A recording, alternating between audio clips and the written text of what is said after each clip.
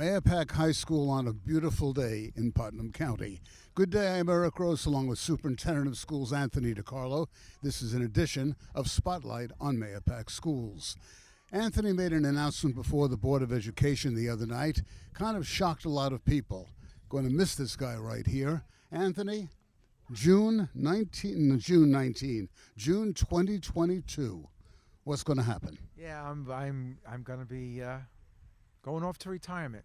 Done a lot of soul searching, Eric. It's believe it or not, a 40-year career in education, and it's time. It's time for me to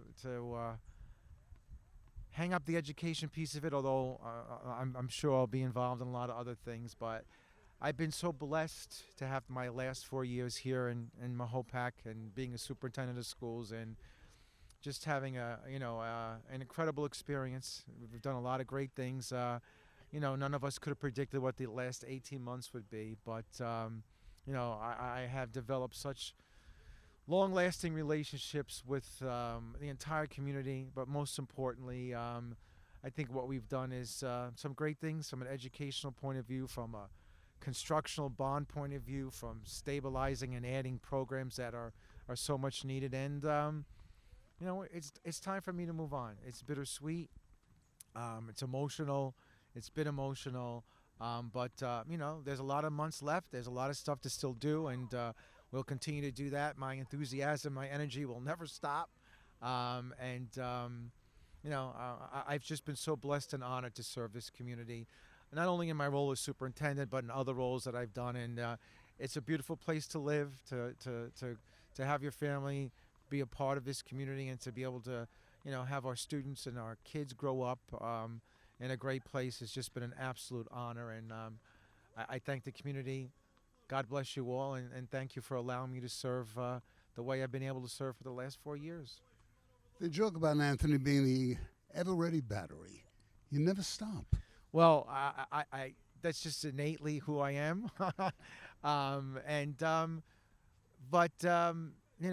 I won't. But at the same point in time, Eric, there comes a point in time when you do have to try to step back and relax and take care of yourself and your health and your well-being. And it's that time of life when, I want to be able to do that. So I know it's never easy. It's not easy for me to make the decision. Of course, it's not easy for a lot of people to want to hear. And that's humbling to me. It really is humbling to me. And it's been emotional. And again, I thank you, the community, and God bless you. I'm going to be around. We're going to be interacting. And, I'm going to march on this field in June with the class of 2022 that I came in with. So it's going to be a great honor for me to leave with them and celebrate with them. And when you think back over the past 4 years, it has been a very difficult time in public education today with COVID. Besides that, look at around the campus of the Mayapack School District. Because of this guy in the community out there, John Q. Public, for approving that bond issue, Mayapack now is set for years to come. Yeah, and again, it's, you said it, it's community, and it's the start. There's still a lot always to do, Eric, but it's a really good start, and I think there'll be work done this summer in all of our elementary schools and the middle school. Continue enhancements with library and media centers, with security vestibules, with HVAC, with reconstruction of the whole parking in the front of the Mayapack Middle School. So there's still a lot of great things to happen. But then what I really like to see happen, Eric, is that there's a kind of a master plan in that we're not waiting every 10 to 12 years, that we develop a capital reserve fund so that we can do work every year and keep up with what needs to be kept up from a health and safety facility point of view, educational program for our kids. That'll really, really go a long way. And I think that, Mayapack is one of the premier districts.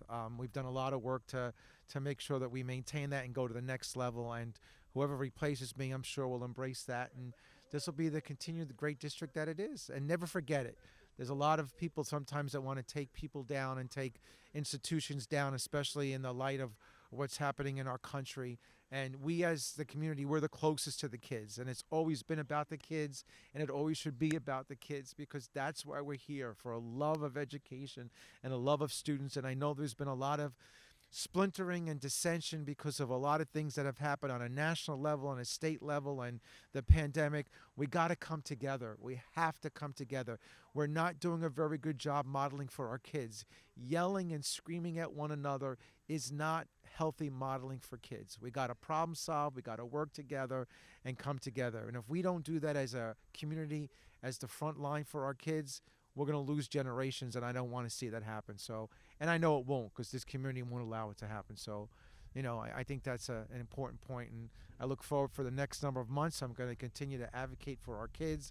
I'm working hard. I'm trying to get Albany to understand we got to get back to education.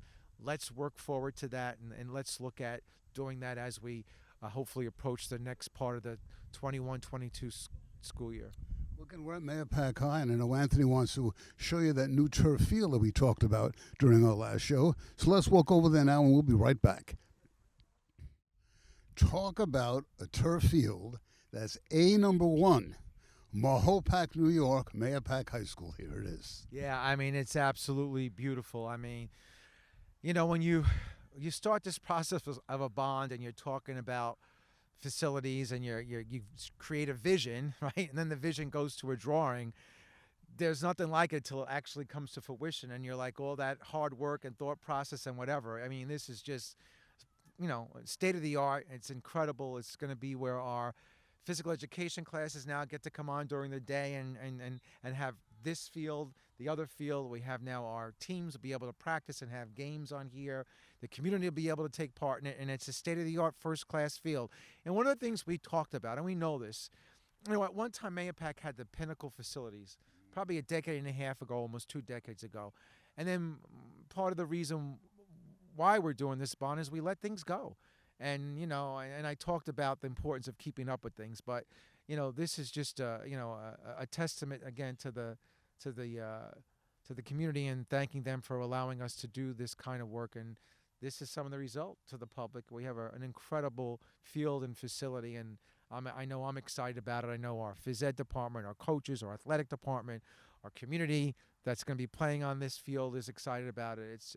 It's what it's all about. So this will be used primarily, as you say, for phys ed classes and the community. Yeah, phys ed, of course, after phys ed comes our sporting teams, which can play on this, and it's lined for every sport you can imagine so that we have everybody on it.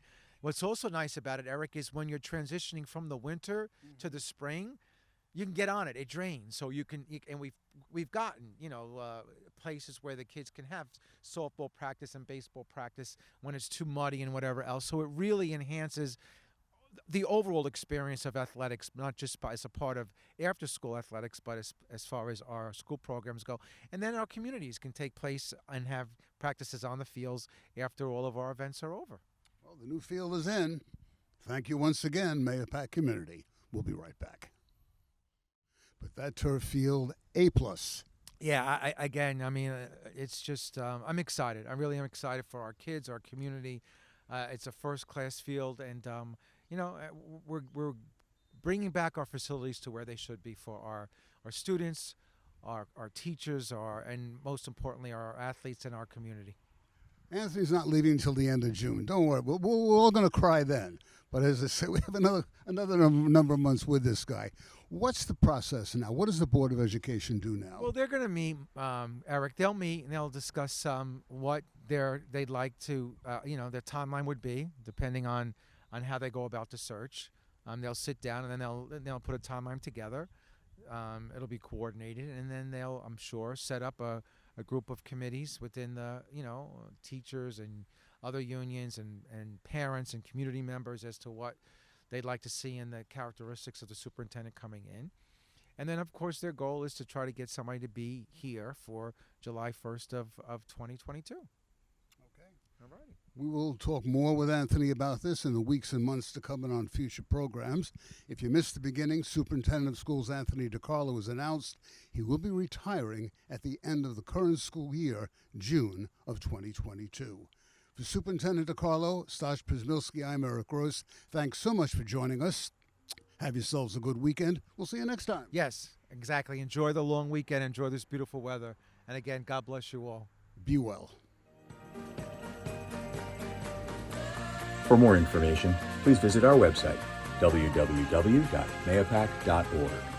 More videos can also be found on our YouTube news channel, mcsd.news.